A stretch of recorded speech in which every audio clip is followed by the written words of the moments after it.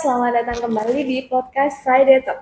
Nah, kali ini saya Farda, staf komunikasi dan kesekretariatan BPJS Kesehatan Kantor Cabang Kebumen akan menemani Sobat JKN di episode Friday Talk di tahun 2025 ini yang pertama. Nah, kali ini saya ditemani oleh Mbak Dian. Iya. Ya, Mbak Dian ini pernah datang juga di Friday Talk episode tahun lalu. Namun untuk refresh teman-teman nih, silahkan Mbak Dian untuk perkenalan kembali. Oke, Mbak Farda.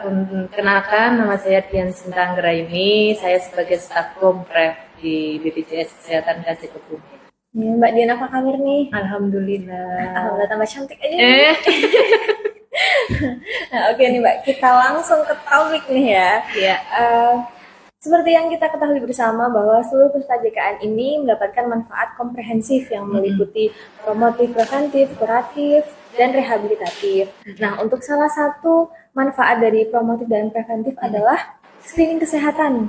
Nah, peserta JKN ini dapat melakukan screening kesehatan di mana saja ya Mbak? Iya.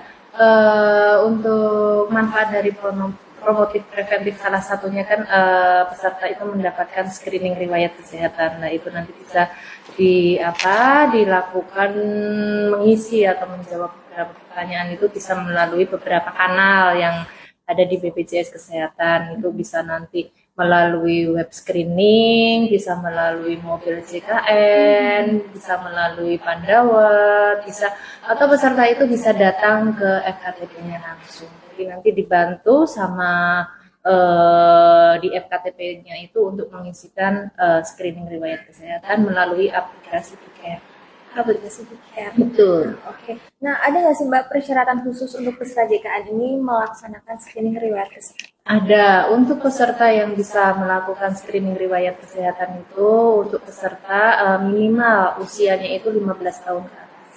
Nah, itu nanti kalau udah usia di 15 tahun ke atas itu bisa nanti melakukan screening riwayat kesehatan melalui beberapa kanal, nanti dipilih salah satunya. Nah, itu nanti diminta untuk menjawab sekitar ada 49 pertanyaan gitu ya. Jadi nanti itu dilakukan setiap 1 tahun sekali. Jadi kalau nanti sudah berubah tahun bisa dilakukan kembali karena itu untuk pencegahannya.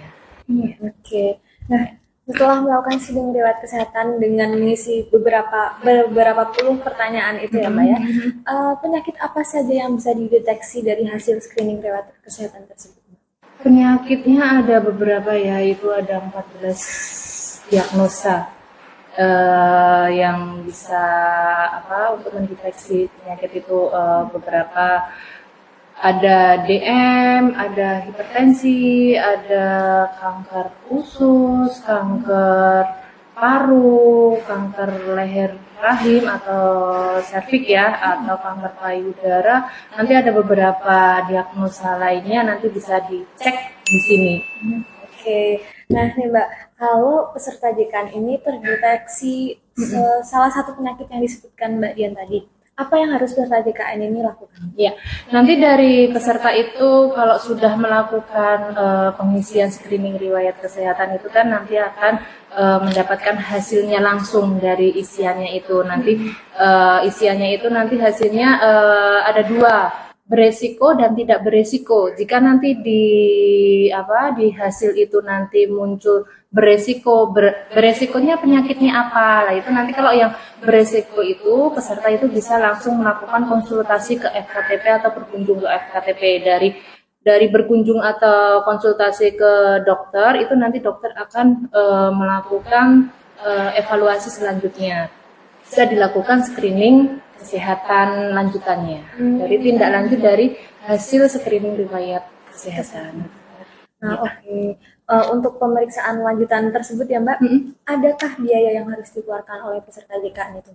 Kalau untuk screening itu sudah masuk program JKN, peserta tidak ditarik iuran biaya. Karena itu nanti untuk pembiayaan screening ini, nanti untuk pembiayaan screening kesehatan itu ada 2, kapitasi dan non kapitasi. Jadi nanti dari fasilitas kesehatan yang akan menagihkan ke BPJS Kesehatan sesuai dengan KRS. Oke, jadi tidak ada iur biaya apapun. Tidak ada. Iya. Untuk screening riwayat kesehatan yang pertama maupun untuk screening kesehatan yang lanjutan. Iya. Oke. Nah, Nih Mbak, beberapa waktu terakhir ini ada wacana dari pemerintah untuk melaksanakan medical check up untuk seluruh masyarakat Indonesia secara gratis di hari ulang tahunnya. Iya. Nah, apakah itu ada kaitannya Mbak dengan program JKN? Saya itu juga mengetahui kemarin beberapa sempat ikut sosialisasi dengan Dinas Kesehatan kalau itu memang program dari pemerintah, berbeda dengan program yang di BPJS Kesehatan. Jadi itu nanti peserta itu mungkin nanti bisa menghubungnya ke puskesmas ya atau ke pemerintah daerah.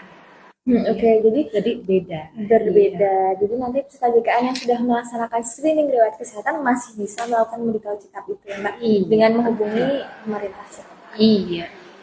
Oke. Nah, apa sih Mbak dampak dari dilaksanakannya screening kesehatan ini untuk jangka waktu yang panjang? Tujuan dari dilakukannya screening riwayat kesehatan ini kan untuk mengetahui atau mendeteksi dini penyakit-penyakit yang ada pada peserta itu kan. Jadi nanti kan dari hasil itu kan bisa dicegah atau istilahnya dipromosi preventif untuk dicegah untuk biar penyakit itu tidak menjadi terjadi komplikasi. Jadi pencegahan dari penyakit-penyakit itu.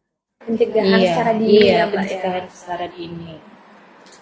Oke, kemudian dari yang Mbak Dian sebutkan tadi, peserta JKN ini dapat melaksanakan screening riwayat kesehatan itu di mana saja dan kapan saja ya Mbak, Iya. karena banyak fitur yang telah disediakan Iya, betul. oleh BPJS Kesehatan. Oke Mbak Dian, misal ya Mbak, tadi sudah diketahui deteksi penyakit melalui screening riwayat kesehatan. Nah, ada 2 penyakit yang beresiko di salah satu peserta JKN gitu, misalnya. Itu bagaimana Mbak penanganannya? Kalau pada saat mengisi screening riwayat kesehatan, peserta itu hasilnya misal dijumpai atau mendapatkan hasil beresiko misalnya DM beresiko DM dan beresiko kanker leher rahim atau serviks. Nah, itu nanti kalau peserta itu sudah melakukan itu, dengan hasil itu bisa melakukan kunjungan ke FKTP atau melakukan konsultasi ke FKTP. Jadi nanti dari FKTP itu nanti kalau di segmen DPP sama di klinik itu nanti dari dokternya itu akan mengarahkan untuk pemeriksaan lanjutan. Kalau screening DM itu nanti kan akan dilakukan pengecekan GDP dan GDPP. Itu nanti bisa dilakukan di laboratorium mitra BPJS yang ada di wilayah KC Kebumen. Kalau nanti yang leher rahim itu nanti juga bisa dilakukan screening lanjutannya itu IPA atau pap smear. Jadi nanti dari dokternya itu akan memberikan pengantar untuk pemeriksaan itu. Nanti bisa dilakukan pemeriksaan di laboratorium mitra BPJS Kesehatan itu untuk yang segmen dari DPP dan klinik. Kalau untuk segmen yang puskesmas itu karena untuk pembiayaan dari screening DM dan kanker leher rahim ini sudah masuk di dalam SPM, jadi nanti itu untuk pembiayaannya sudah masuk di dalam kapitasi dari puskesmas itu. Karena nanti di pemerintah itu juga ada program untuk screening DM dan pap smear atau IVA itu di puskesmas. Jadi untuk pembiayaannya kalau yang di puskesmas itu masuk di kapitasi, kalau untuk yang DPP sama klinik itu masuk di non kapitasi, nanti diarahkannya untuk pemeriksaan dilakukan di lab mitra. Seperti itu. Oke Mbak, nah untuk screening lanjutannya tersebut, peserta JKN ini bisa melaksanakannya hanya di vaskes yang terdaftar di JKN-nya atau bisa di luar yang terdaftar? Kalau posisi peserta itu ada di luar kota dan melakukan pengisian screening riwayat kesehatan, itu nanti peserta itu jika didapat dari hasil screening riwayat kesehatan itu berisiko, itu nanti bisa mengunjungi ke FKTP terdekatnya di wilayah kabupaten atau kota yang sedang disinggahi. Itu nanti bisa melakukan